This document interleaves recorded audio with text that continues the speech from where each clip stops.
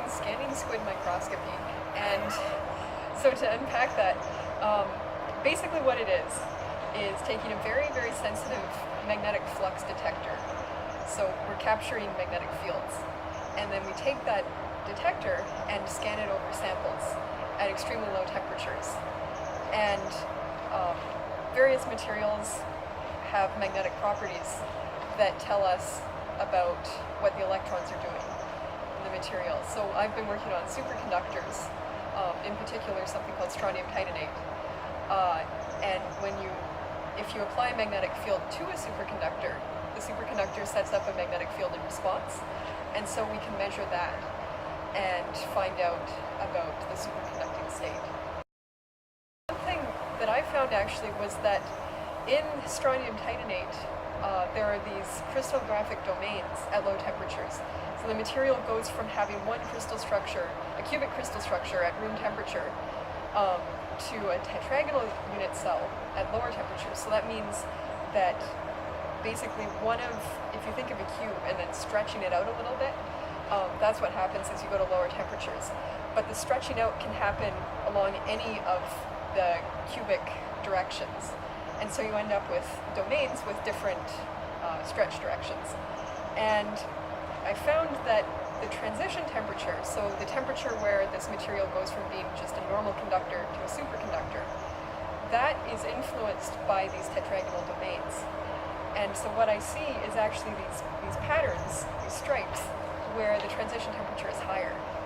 And this is exciting because, of course, with superconductors, one of the long-term goals of the field is to get a room temperature superconductor, or at least push transition temperatures higher and higher.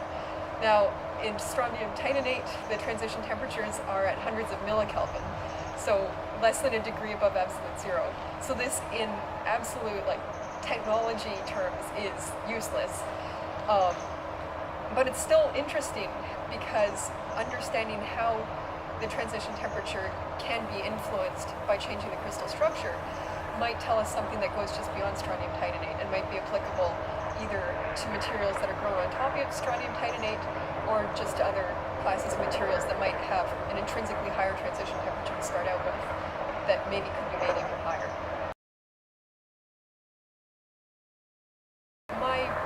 I guess my main involvement with ICAM was going to the summer school in Rio de Janeiro back in 2010. And that actually was something I did in undergrad. My undergrad research advisor, Graham Luke, at McMaster, one day he said, "Hey, how would you like to go to Rio? There's the summer school that I'm speaking at." And I went, "Oh my goodness, Rio!" It was the first summer school that I'd gone to, so I didn't really know what to expect, but there were talks each day in the morning and usually in the afternoon as well. Then there were also some social activities. Also, there were a couple of poster sessions, and those were really fun.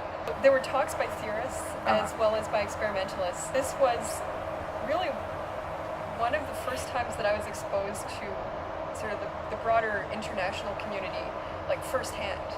I was aware of science going on, definitely in the United States, living so close to the US.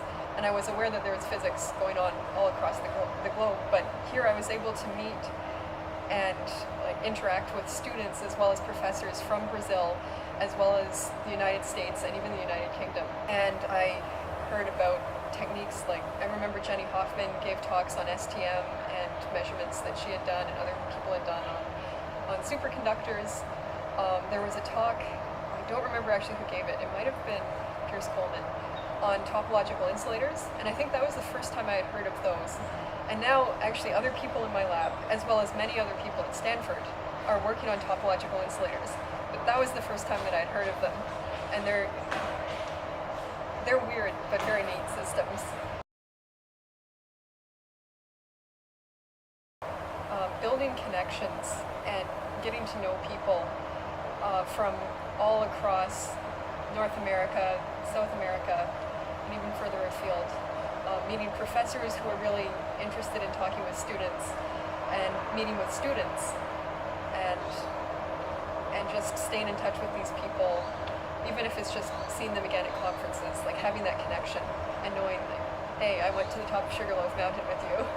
And it adds, like, in addition to knowing about their science and their work, it also adds like that extra, in personal, like, connection where it's more than just, oh, I saw you give a talk once.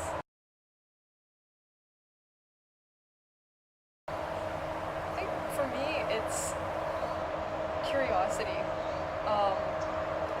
I'm in applied physics, so I'm working on things that hopefully one day will have application or will inspire or help other applications. And but that isn't really my main motivator. I would say it's more just having the opportunity to see something that no one else has seen before. Like, in past centuries, there was the ages of exploration, and people would go places where no one had been before. But now, we have Google Earth and you can see anything. But something I find really exciting is like doing an experiment. Most of the time it's actually it's not that it isn't exciting, but a lot of the time it's not going to be like, Eureka! But sometimes there are those moments.